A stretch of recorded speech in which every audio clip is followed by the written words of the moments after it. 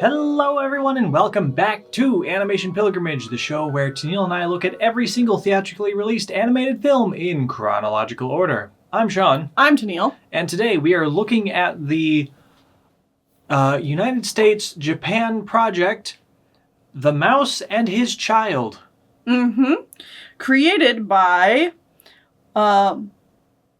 Murakami/Wolf Films, otherwise are later dubbed as Fred Wolf Films. Okay. Yes. What a fascinating, yet not terribly good film. Yeah, that's a great way of putting it. I'm really curious if any of our watchers this time recognize this film. The poster gives it a whole lot more grandiose of a... accolades and look at how great our movie is, and I'm like, I've never heard of this. I've never heard of this. I've never heard of anybody else talking about it. Like, I mean, I guess that goes in with her, hearing about it. But like, this was a non-existent film to me before we started this. Right. And then even when I researched it afterwards, I found some interesting things, but none of them really had to do with the film itself. So, with that being said, let's talk about the film. Okay, so we have another story about a toy. Toys! For like the third time this year. I mean, maybe Pinocchio is like really re-entering public consciousness or something again. I mean, obviously not everything needs to be linked back to Disney, but like... I'm not sure, because Pinocchio is a story about a toy, and those come back into theaters every once in a while, and we're getting like this kind of nostalgic feeling-centric toys stories. I don't want to just say Toy Story, but we have 3 this year. Like Winnie the Pooh, Raggedy Ann, and now this. Yes. Anyways, this is a small anthropomorphic mouse man that's a wind-up toy, and he's forever linked hands with his small child. And when you wind him up, he does like a little dance thing in a circle, and the child flips around and stuff. It's like, he's a father playing with his child, and so he picks him up, and then the kid does a somersault in the air, and then he brings him back down, and they walk around and that kind of thing. It's a cute little animatronic thing. Yeah. They get broken almost immediately. Yeah, so they're in the toy store. They meet some friends who are an elephant, and there's a seal.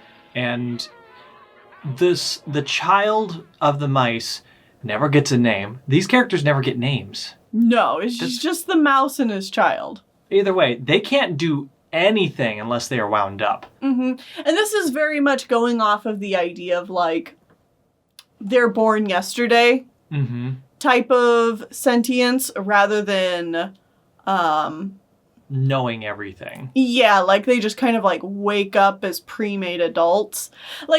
On one hand, they're both born yesterday kind of sentient creatures, but also they fulfill the roles of being father and child.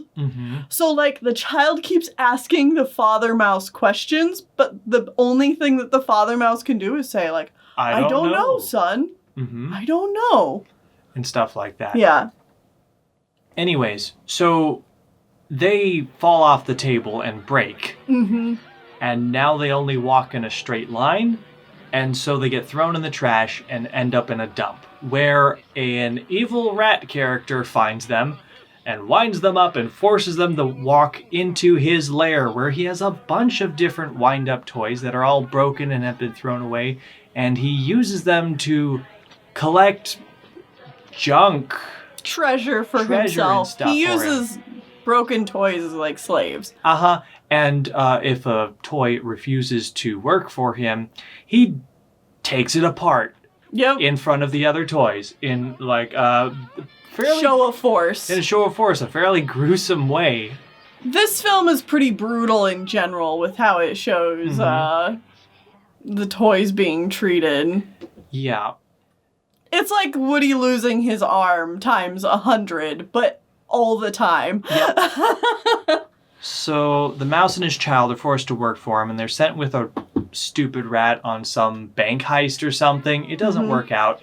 They try to escape, and they're helped along the way by a prophetic frog that can see the future, except he's a hoax, except for this one specific time. He actually gives them a real prophecy. Voiced by Friar Tuck. By Friar Tuck from Robin Hood. Also the rat. The evil rat is voiced by the king. Prince John. Yeah. From Robin Hood. Yeah. Like, they very clearly hey, do you guys want to come work on this thing? This animated film thing's pretty fun. Let's go do another one. Oh, wait, this movie sucks. It might not sound like that from what we're getting at here, because there's to start with, this film is based on a book. Mm-hmm. So a lot of the,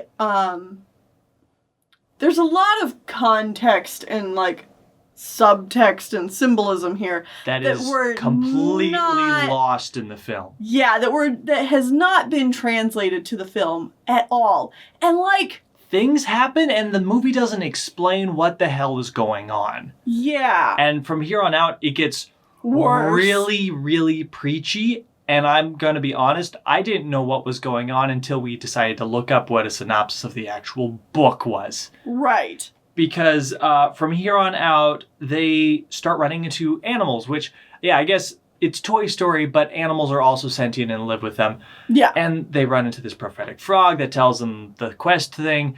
They run into some theatrical birds. Theatrical is in they're actually putting on a theater show and they want the mouse and his child to join them in this. But that gets interrupted almost immediately as they get carried off again. Because that guy rat comes back and then it keeps bouncing around and then they're working for a muskrat that's just exploiting them to chop down a tree to show up some beavers. But if he does that, then he says he'll rework their mechanics so they aren't wind up and they can control themselves, because that's a thing. These characters can't do anything unless someone winds them up. Right, which means they are purely victims of their own victims of circumstance, because they have no choice in where they get dragged to here or there. They are completely passive protagonists as well. They don't have any control, which is the point. Right. But it's a little frustrating and detaching when watching it. Right. It's I feel bad for these toys, but I don't feel attached to them because I have volition of my own self. Right, exactly. They also run into a philosophical turtle that wants to know the essence of reality or something, and he does so by staring into a dog food can that has one of those images that just goes in on itself forever and ever and ever. Oh, jeez. Because it's a picture of the dog in front of a mirror, in front of the dog, in front of the mirror, in front of the dog, in front of the mirror, and it just goes forever. Yeah. And so he's super hoity-toity philosophical stuff. Either way, eventually the evil rat catches back up with them and smashes them into 1,000,000 pieces. And you know how earlier I said this is Woody's arm times 100? This is Woody's arm times 1,000. This is the toys going into the furnace scene. This is horrifying. They're dead. They are super dead. And all of their friends pick up the pieces and take it to the muskrat and say... And you see the pieces. All of the pieces. And they say, put them back together, please. And he's like, I don't do that anymore. And they eventually convince him to do it. And then it's just a scene of him hodgepodge putting them back together. Frankensteining them back together. And then he puts the child's head on the dad and then he starts speaking and he's like, oh, that's wrong. And he pulls the child's head off again. And I'm like, this is terrifying. This is horrible. Eventually, he puts them back together, but they're actually separate this time and they control their own mechanics. So, cool, but they had to die to make this happen. To become their own sentient beings. Yeah. And then from there, they go to a toy house that's up on top of a light pole or an electricity pole, and they beat up the bad guy rat and his bad guy rat army and save the elephant. And they live happily ever after. I don't know, man. I don't know why anything happened. So, the book. The book is filled with a lot more symbolism, and I didn't look into it well enough to get exactly what the whole gist of the book is, but it's often compared to something like Charlotte's Web. Okay. And was published kind of like inspired by Charlotte's Web. So it makes sense that this film came out when it did. However, that being said, not to give the movie Charlotte's Web all that much credit for being a decent adaptation, I just think that Charlotte's Web as a book is easier to adapt than this is, because... This seems really thick, and there's a lot going on that they did not translate to film very well. Right. The way I phrase this is that this feels like a movie made for no one. Book fans are going to be disappointed by the film's sloppy adaptation of the story and themes, and people coming into the film without book knowledge are going to be confused and bored. Because as odd and existential and discomforting as this movie is, it is, at the end of the day, just kind of boring, too. Like, it's not a bad-looking film either, and I think the voice performances are fine, and, like, the animation's fine, the art direction's fine, but the way it's all just put together and told leaves for a very sloppy and unsatisfying story. Yeah. So, my final thoughts on this is probably, if you really want to know the story of the mouse and his child, just read the book. Yeah. I'm assuming it's better than this, or at least you're going to get the context correctly.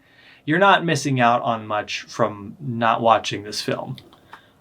If anything, the thing to look this movie up for, which was the first thing that showed up when I looked for it via YouTube, was I was typing, or no, it was just in Google. I was typing in, trying to do research, and I put in The Mouse and His Child, and the first result that came up was death scene. So, obviously... that has scarred some people. Yeah, obviously what's happened here is there have been children who have seen this movie, remember it as some kind of fever dream, and they're like, hold on, and then they like look it up and they're like, yeah, I remember this. This was terrifying. Crap. Yeah. So, like, I feel like for nostalgic purposes, like, that's the part of this film to look up, but also, it is pretty grim.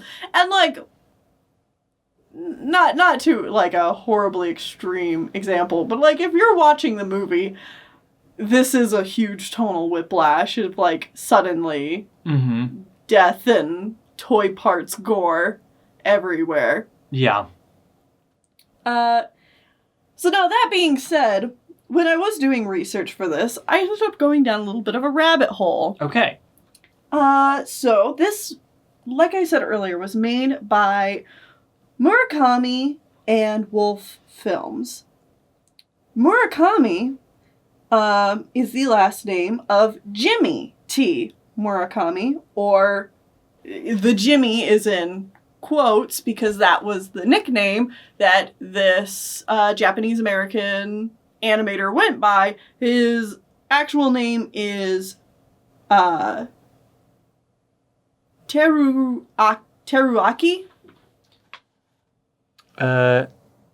Teruaki? Terauki? You know, I'm not too sure on that one. Yeah, that's one I'm actually not super sure where the emphasis is supposed to be. And then his last name is Murakami. Terauki? He was a animator and story guy at UPA and at Toei. Oh, that's interesting. Yeah, so he worked at UPA and worked at Toei Animation. I think he worked, if I remember correctly, I think he worked at Toei first and then came over and worked at UPA. So he, like, moved over to America. Yeah. Okay, well, that's neat.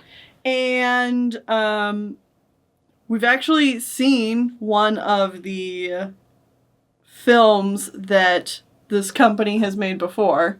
Oh, did we? Down and Dirty Duck was the film they made before this one. Oh. Okay. Okay. And we're going to be seeing stuff from the main creators of this company in the future, too. But, okay, anyway. So, yeah, we have Murakami. And then we also have Fred Wolf.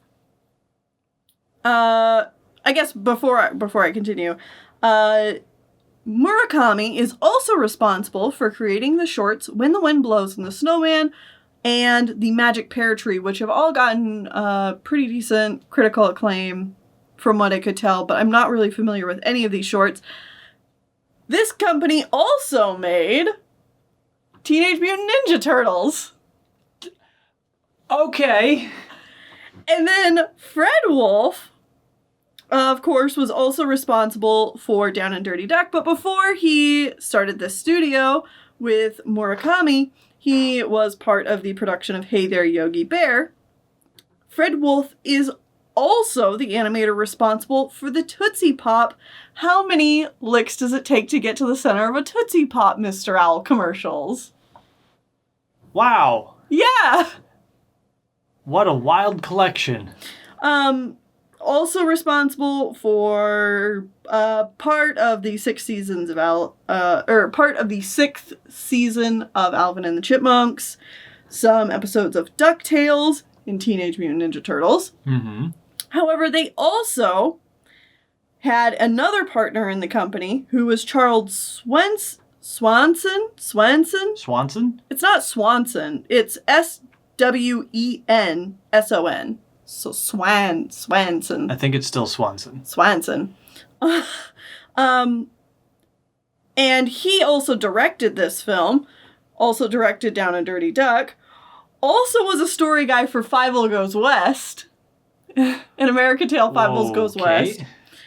Was a story guy for Rugrats. And, Real Monsters. And then later, in the early 2000s, retired and left the animation industry to pursue a painting career. Wow. So just like... Yeah, you just went all over the place with your research, I see. Yeah, I mean, it was just one of those things where it's like, usually I try to like look up the directors and see, you know, what other projects they've worked on, see if they link back to anything else we've done. And for this one, it was interesting because they have done something we've seen. But also... They do so much stuff in the future that we won't necessarily be watching. Right, so it feels like now's a good time to talk about it as any time. That's fascinating. It is super fascinating. And it's interesting because, you know, looking back on all of that and then looking at this film, like, I can kind of feel like I can piece together that, like, they felt like this was a project that was a surefire project that, like, could have had, like, a lot of heart and, like, hit audiences in the correct way, but it just, like, didn't come together, you know? Yeah, I get that. Like, I think this project had a good start and probably, you know, given their other credentials, some decent folks to, like, mold it together, but, like, it just didn't quite happen. Get there. Yeah. So... I mean, this is just another example of animation's hard. Animation's super hard. Making a movie is difficult. Making a movie is super difficult, and I feel like it's even more difficult in animation because you've got such a long time to make it. You can't just sit down and go like, this is what the project's going to be, and we're not going to lose focus of that. Mm-hmm. You know? It takes such a long time to do it that, like, you can't help but lose focus. And You've got to have specific boundaries set to make sure that that doesn't happen. Because if you do change something, that's a lot of time and effort that you have to throw out the window and start over on. Mm-hmm. So it's like, it's a very weirdly segmented process. Yeah. With animation specifically. It's like you have to have most of the story good to go before you really start on the animation, or else things can start getting weird. And it happens a lot. Mm-hmm. And that's why sometimes there's weird scenes that don't feel quite correct in movies that we've talked about before, will happen in the future. Yeah. It's because they finished animating them and they didn't want to throw it out, even though it didn't really work in the script that well anymore. Right. Yeah, Yeah, and you know, like, I don't know how things were on the production of this film. There was very little I could find about the production of this film.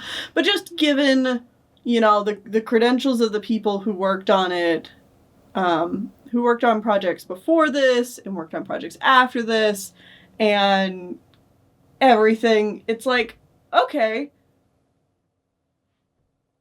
Yeah, like, I see what they were going for. Obviously, this was just troubled, you know?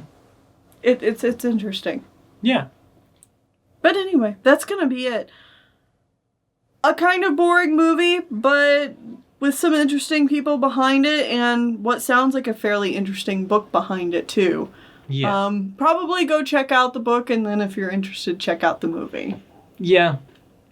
That's kind of what I said, too. Either way, that's going to be it for this episode. Join us back here next time for the final 1977 film we are going to be covering. Ha-ha.